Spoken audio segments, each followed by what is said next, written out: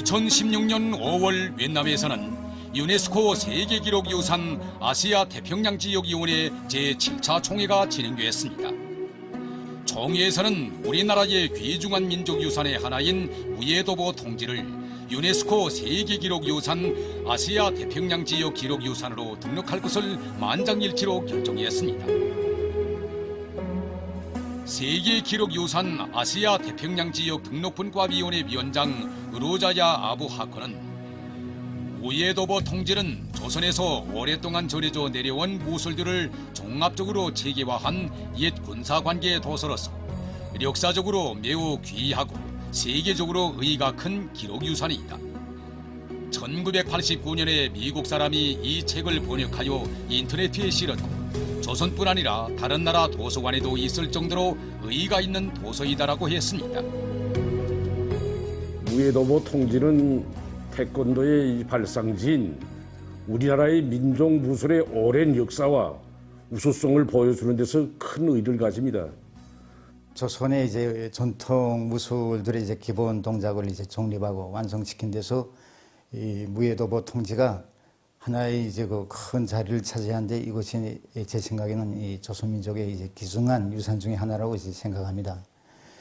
솔직히 말해서 이제 그 제가 보기에는 이 무예도보 통지가 조선의 이제 그 전통 무술뿐만 아니라 특히 동방에서 그 역사와 전통을 자랑하는 동방 무술을 연구한 데서도 이제 그 한몫 단단히 이제 그 차지한다고 이제 생각합니다.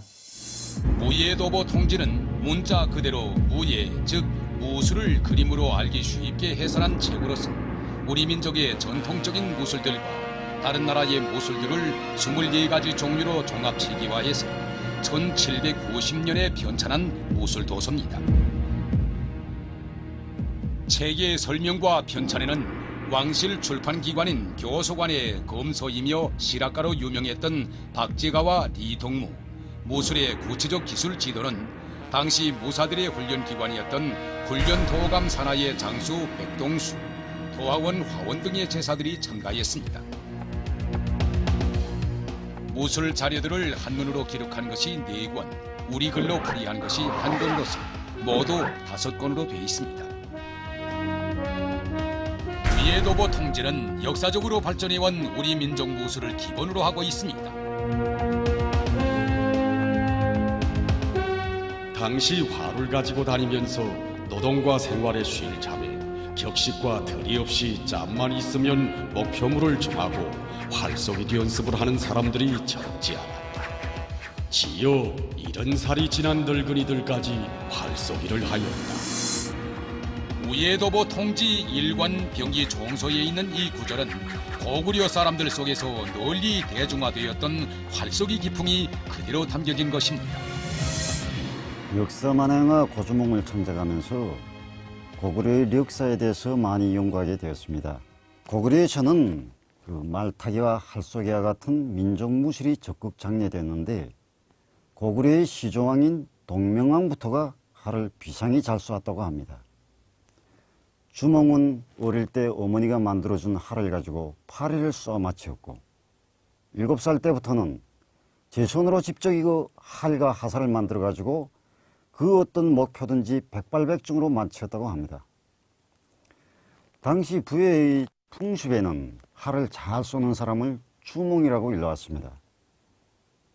이렇게 붙여진 이름인데 주몽은 화살 한 대를 가지고 날아다니는 새 2마리를 쏘아 떨구기도 했고 1000보밖에 걸어놓은 가락지를 단방으로 명중해 가지고 당시 명궁으로 사람들 속에서 그 명성이 자자했다고 합니다.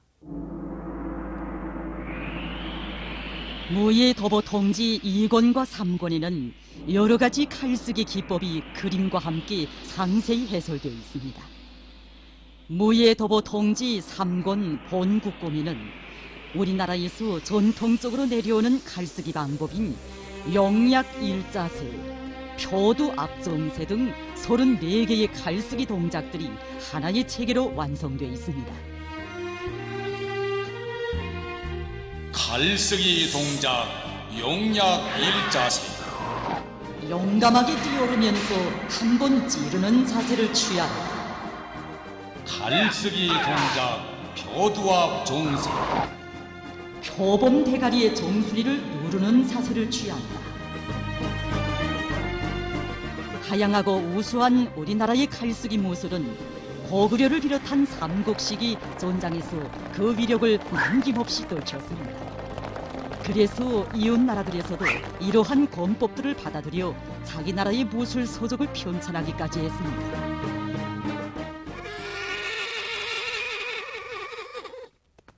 마상제 좌우 조마.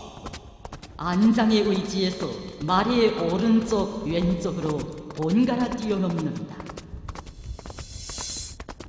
마상제 주말인 마상. 달리는 마루에 올라서서 사멸청을 높이 쳐든다. 무예도보 통지 사권에는 달리는 말 위에서 여러 가지 기교 동작을 수행하는 7가지의 마상제들이 그림과 함께 상세히 해설되어 있습니다. 무예도보 통지에 담겨진 마상 무술들은 조선 봉건 왕조 시기 군사들은 물론 아이들에 이르기까지 광범위 진행됐을 뿐 아니라 다른 나라들에도 그 위력을 널리 시비했습니다. 15세기 중엽 우리나라에 와서 말 타고 활쏘기를 비롯한 민족 무술을 본 류큐브, 현재 일본의 오키나와 사신들은 자기 나라에 왔던 외인들이 모두 하는 말이 활쏘기와 말타기에서는 세상에 조선과 대적할 만한 짝이 없다고 하더니 지금 와서 보니 과연 소문과 같다. 조선에 와서 보니 옷차림이나 문물 제도가 훌륭하고 활쏘기와 말타기 재주도 뛰어나 다른 나라에서는 도저히 따라갈 수 없다고 했습니다. 이처럼 거조선 시기부터 조선 봉건 왕조 시기에 이르기까지 발전해온 우리 민족의 전통적인 무술 종류와 형태들이 종합 체계화되어 무예도보 통지가 세상에 나오게 되었습니다. 우리 민족의 슬기와 재능, 찬란한 문화와 애국 전통을 전해주는 민족의 자랑이며 귀중한 제보인 무예도보 통지. 허나 이 도서는 곡절 많은 민족 순환의 역사, 피눈물 나는 민족의 울분이 응축돼 있는 역사의 증경물이기도 합니다. 무예도보 통지는 조선 봉건 왕조 22대 왕인 정조의 지시로 편찬되고 정조가 그 이름을 달아주고 직접 소문을 쓴 것으로 해서 오찬도서라고 했습니다. 정조왕이 쓴 무예도보 통지의 소문에는 이런 글이 쓰여져 있습니다.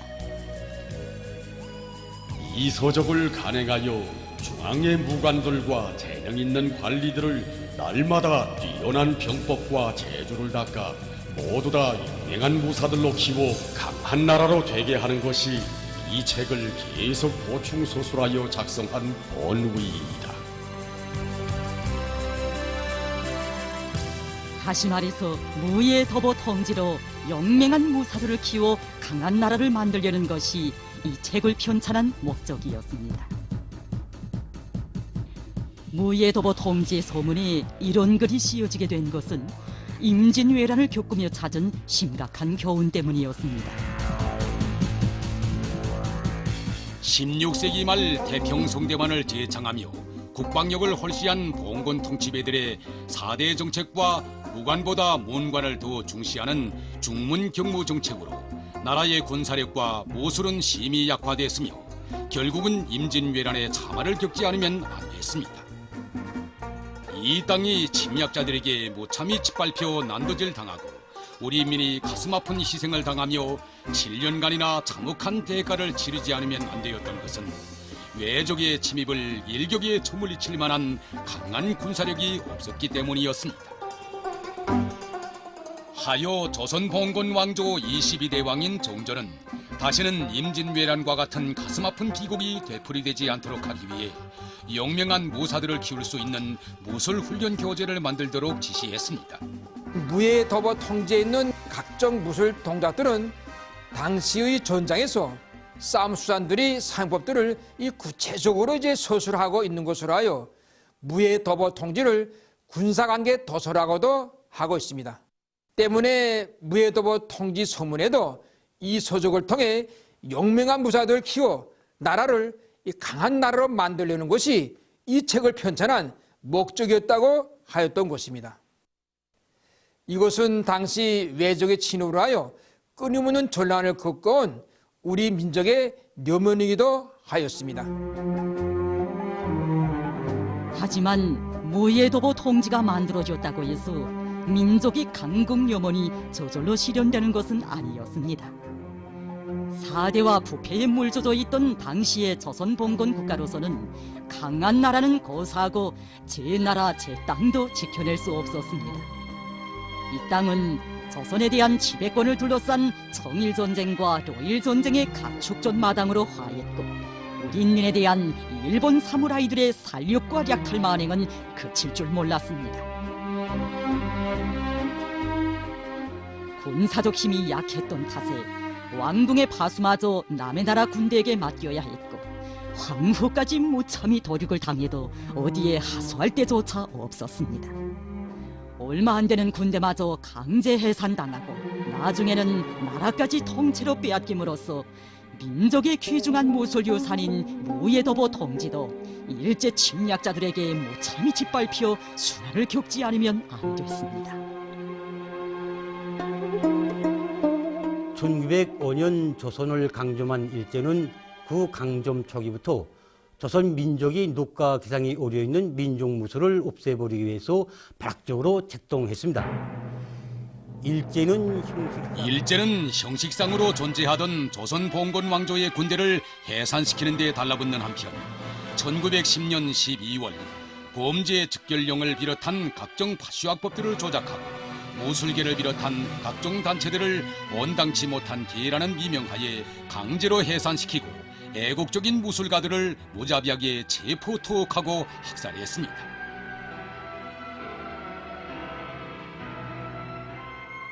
이에 대하여 당시 동아일보는 시내 동대문소 보안계에서도 지난 5일 10시부터 관내 계 관계자들을 모여놓고 발표한 계 취체 규칙을 설명한 후 온당치 못한 계들을 단연히 해산할 것을 강요했다고 전하고 있습니다.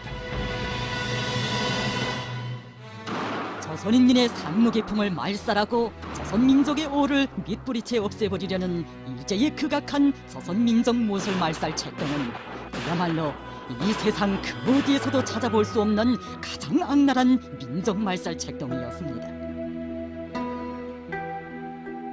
일제의 악랄한 조선민족 무술 말살 책동으로 하여 오랜 역사를 가지고 있으며 이 다른 나라에까지 유명했던 조선의 우수한 민족무술은 당시 그 면모를 찾아볼 수 없는 지경에 이르렀으며 조선의 정통무술인 이 태권도 해방 후 그 기술적 수법을 정리 체계할 수 없는 형편에 처하여 있었습니다. 일제는 조선 무술의 내용이 집대성돼 있는 무예도보 통지도 저들의 조선 강점에 방해가 되는 장애물의 하나로 간주하고 단군 관계 소족을 포함한 숱한 조선 무술 관계 도소들과 함께 약탈 말살했습니다.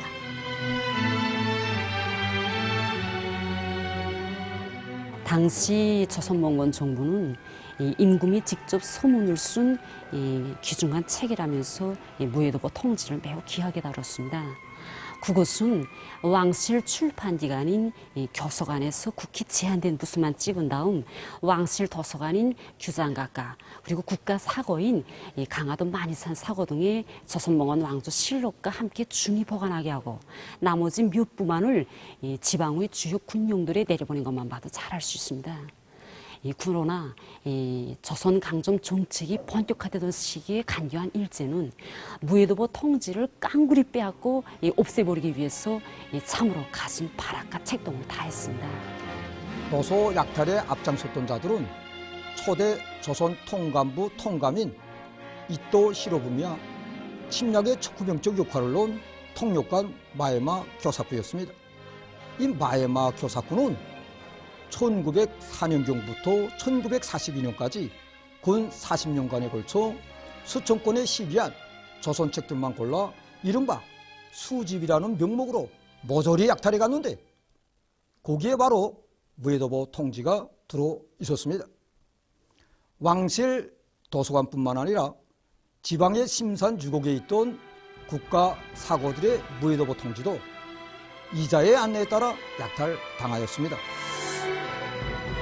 우리 민족이 강한 나라가 되기를 그토록 염원하여 민족의 우수한 무술들을 종합체계화한 무술도서이며 군사관계도서인 무예도보 통지까지 만들어냈건만 강국은 고사하고 약소국의 신세를 면치 못했으며 민족의 운영조차 지켜낼 수 없었습니다.